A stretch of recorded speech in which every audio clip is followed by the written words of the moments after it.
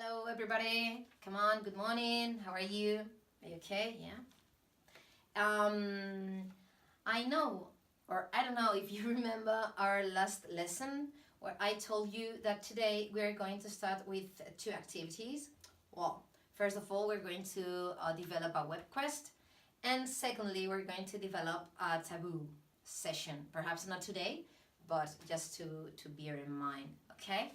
Well, about WebQuest, I know you know how they work because you did. I guess you did one last year, but anyway, I will tell you about it. WebQuest is kind of challenging based on different challenges as well. Okay, so in by this time we're going to develop a WebQuest based on migration, host, and guest cultures. As you know, migration is as old as humanity, as human evolution, and I want you to develop the role of anthropologist and investigate the relation between host and guest cultures.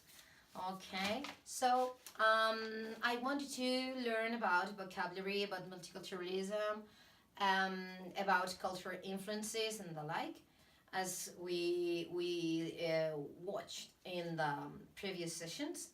And you're going to develop a final task because every web quiz has a final text that in this occasion is an illustrated dictionary. Okay, so if you go to the platform, you can see the web quiz and the guidelines. So I'm going to explain you as an overall. Okay, so you can see the list there of words and about the process, how we are going to make it. Well, this challenge is composed by 5 challenges, and the last one is the illustrated dictionary. I will tell you later. And please remember, you have to upload the answers in Word format. Okay, the platform. And this activity will involve 3 sessions and one more for evaluation, for assessment. Okay, so ready, steady, go. We're going to start with the stage 1. It's based on life development. It talks about Germany as a host country. And once you get there, you can follow the guidelines and you can define the meaning of assimilation, separation, marginality, and integration. Okay, remember to upload the answers before the next session. The next one is the melting pot, about your opinion about if a melting pot, if the culture of you say is a melting pot or not today, under the point of view of the journalist. The third one is the difficulties. It's based on difficulties of immigrants when they arrive to maintain their own culture when they arrive to another country. So there are several questions about it. And the social polysemy, this is the next one, is the fourth one, and is about the different meanings. And I want you to guess the meaning of some words, but in socially or in social science terms, okay? And of course, the final task, that is an illustrated dictionary. The assessment is there. You can consult it. And of course, the other activity is the taboo activity. I don't know if you know the taboo game. Well, each group is going to select one representative and is going to stay in the hot seat, which is next to me, backwards from the screen. So we will project in the screen the hidden word related with our glossary of the unit 1 and taboo words. So the rest of the groups are going to be the referees. So the group should describe the word without saying the taboo words, okay, till that person discover or guess the hidden word. So as you can see, the assessment is hung as well, and you can have a look at this and the list of words and all the like. I'm at your service, and you can tell me everything you want or wherever.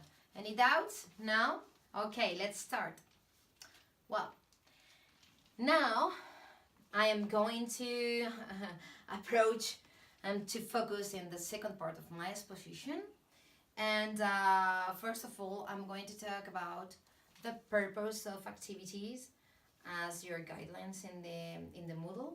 So for me, the purpose of activities, of course, are goals, and these goals are based on the forces model of the coil and the CLIL classes.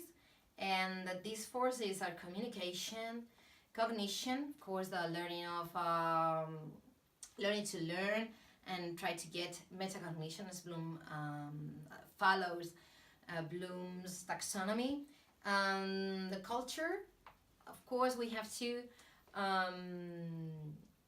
make the contents stay together with the content, with the real life of students. And finally, of course, the content itself that we cannot modify, but we can select it in order to optimize their learning. Okay. Well, secondly, general goals. Of course, general goals are promote engagement and motivation, of course, to get meaningful learning, facilitate comprehension. My students are B1 students, so we have to work on that. And finally, I am going to foster interaction, and I'm going to develop a learning environment following the tendency of Vygotsky and the modern pedagogues that believes in interaction as the only mean to get real learning. Okay. Of course, general objectives derives in procedural objectives. For example, the understanding of the multicultural society.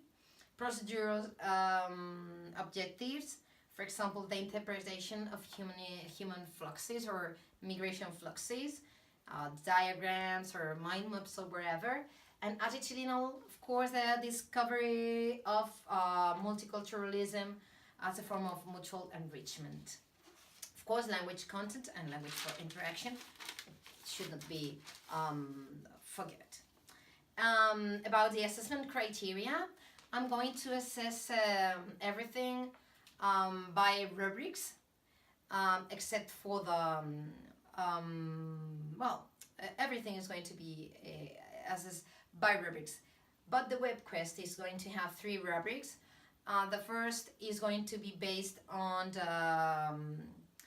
the web quest itself, about the vocabulary, organization, time use, the usage of internet, and the creativeness, the contents itself. So it's going to be by this way.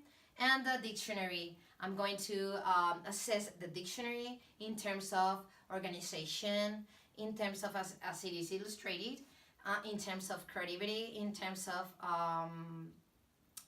a capacity to sum everything up in an image, and of course the attitude towards the cooperative work.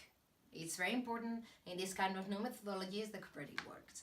And the taboo, I'm going to assess the description skills and participation, which involves attitude, description skills, grammar, organization, just in case the renew of descriptions when they set taboo and these kind of things.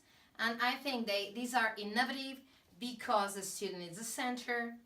I include as the constructivism theory. I put a gamification of education, and the web quest is based on new methodologies, cooperative work, challenge bases, and new technologies, apps and the internet. And difficulties, especially with vocabulary, because it's very abstract. The attitude, because the ages are very different and they have different motivations, expectations. And with technology, because some of the pupils or students are native and the others are immigrants. Thank you very much.